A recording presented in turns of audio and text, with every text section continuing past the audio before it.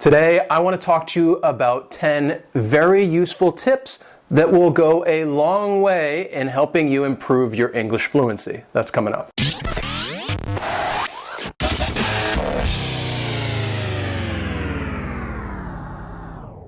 So when we're learning other languages, I think it's natural that we always want to become just a little more proficient, feel a little more confident when we're speaking, and just continuously learn and improve our language skills. That's normal, that's natural. So I want to talk to you about 10 different ways, common sense ways that you can start improving your English fluency and start doing so right now. If you are able to implement the suggestions that I'm getting ready to talk to you about, then I think you will see a definite change in your English ability over time. So the first suggestion that I have for you is to make English a part of your daily life. Now, let me explain what I mean by that. I want you to make it a part of your routine. Do something each day, but you want to do it so that you're not even thinking about it. You might read an article, you might watch a TV show, or listen to music. You're doing it automatically because it's a routine. It's something that you want to do, and maybe it's a part of your leisure time. And if you're able to make it a part of your routine, then you're exposing yourself to passive learning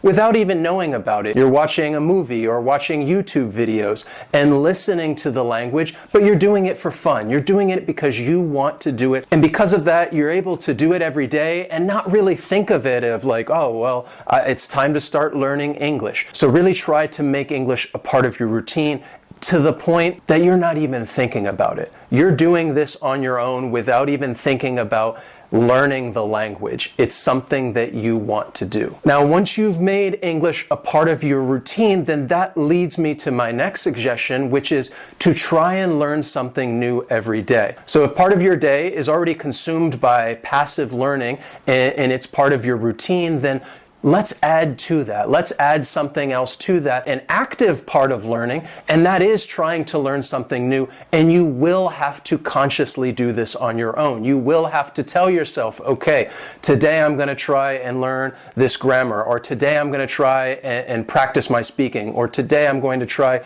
and build my vocabulary and learn a new word. Make that the active part of your learning, the learning that you tell yourself that you need to do each day and remind yourself to do. And that's going to build more English on top of the passive learning that you would already get from your routine. In truth, there are so many different parts of learning English that you can try to do actively and improve your skills. But what I would recommend, and that's suggestion number 3, is to continuously build your vocabulary. Keep learning new words and grow your vocabulary. And a great way you can do this is by learning words that are meaningful to you. So for example, learn academic words if you are in school or preparing for an English exam like the IELTS or the TOEFL, or learn words that are job specific, that have to do with your work, your industry, and may give you more opportunities in the future. Start with words that are more meaningful to you and with things that are going on in your life, because that's going to help you make a better connection to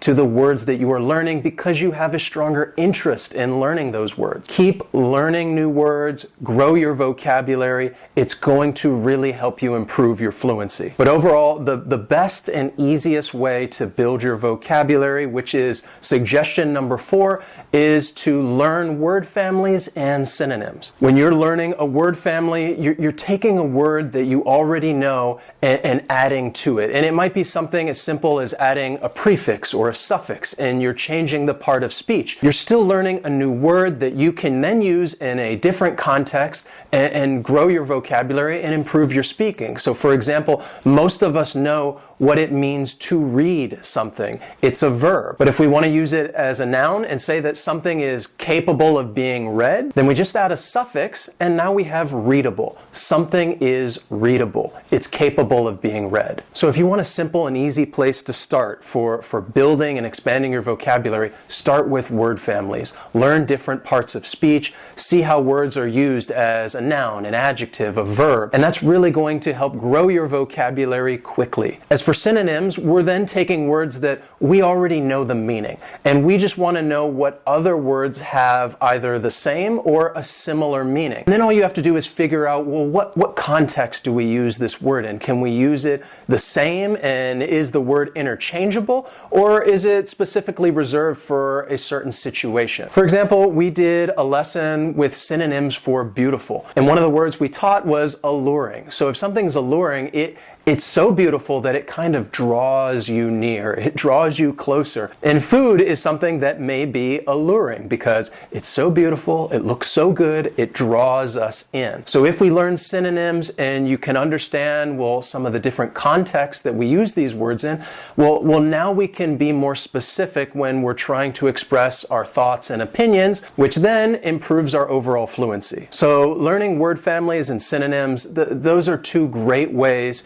to build your vocabulary. My fifth suggestion is really going to help you do this and expand your vocabulary because you really need to establish schedules and goals. It's so important that you prioritize your learning and make time to do it each day and decide whether, okay, you have time to do it in the morning or you have time at night, and which days are you available to make time for your learning. Because once you establish a schedule, then you can figure out, okay, how are you best going to maximize that time? And the way you decide on how to use that time is by establishing goals and understanding what it is that you need to learn and need to focus on in order to improve your language skills. And you should really have different goals. Building vocabulary should be part of that, but you can add other goals on top of it specific to your needs. I'd also recommend that you make short-term goals. Don't make goals that stretch over 6 months or a year because it becomes more difficult to achieve that and follow through. Make short-term goals because it's easier to track your progress and hold yourself accountable. So you can make weekly goals or you can even make monthly goals. But that's really going to help you decide what it is that you want to focus on so that you can improve your skills the most. Tip number 6 is always review what you've learned. I think this is something that many people overlook because we get in the mindset that we always want to learn something new. And what happens is that sometimes we then forget more easily the thing that we learned 3 months ago or 2 months ago or last month.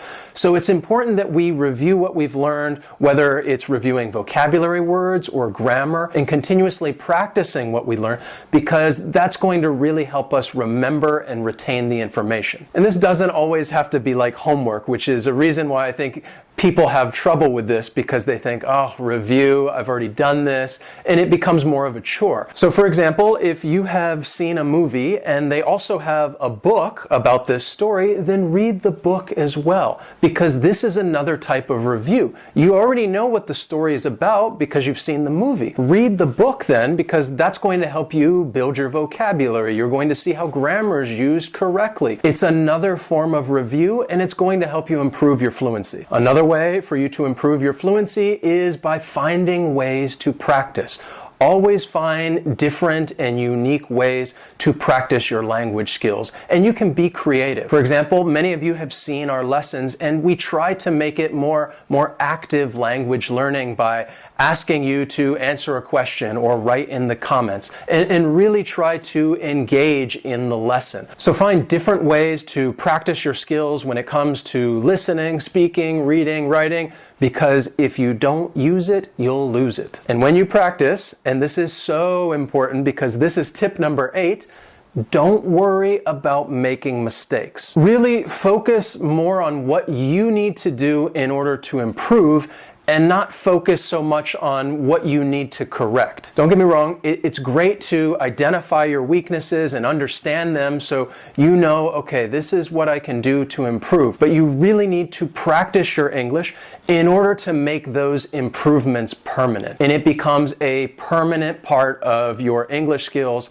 and you're just using the language correctly. And sometimes when learners are so focused on their mistakes, it fills them with anxiety, and it makes it so much more difficult for them to practice. So please, please, please, please, don't worry about making mistakes. One way to make improvements permanent and avoid mistakes altogether is to expose yourself to the language being used correctly. And a great way to get that exposure is my next suggestion for mastering English fluency. It's something I've already mentioned, and that is read. Now, if you can make reading a part of your routine and you just do it automatically without even thinking of it, I think that is one of the best things that you can do. It is a wonderful way to learn passively. And what I would suggest to try and help you make it a part of your routine is to read something you like.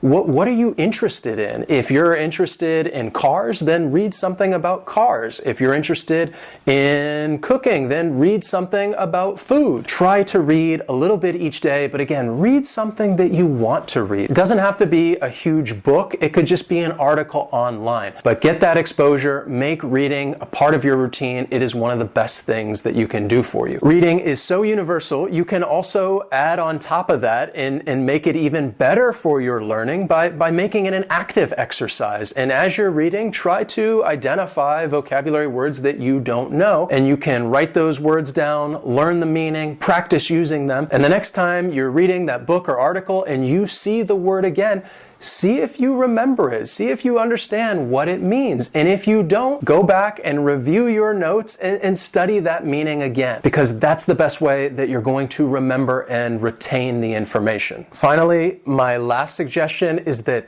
you need to understand that you can improve your English fluency from anywhere in the world. You do not have to be in an English-speaking country. Nowadays, we can get exposure to the language and we can practice our skills no matter where we live. Now, if you are not in an English-speaking country, your growth might not be as fast because you probably have less exposure. But again, growth is not what you should focus on. Improvement, that's the key word, that we are improving our English fluency. And we shouldn't worry about some rapid growth and learning the language in 2 weeks or 2 months. We should focus more on steady growth. And we can do that from anywhere in the world and continuously improve your skills, learn more vocabulary, review the information that we already know, and improve your overall English fluency. I hope you found these suggestions useful and could even identify with some of these, no matter what your English abilities are right now. I think if you're able to take these suggestions and apply them to your English learning experience, then you will definitely see a change in your overall English fluency over time. If you found these suggestions useful, please hit that like button and say hello to us in the comments. We just love hearing from you guys. And as always, thanks for watching, and I'll see you next time.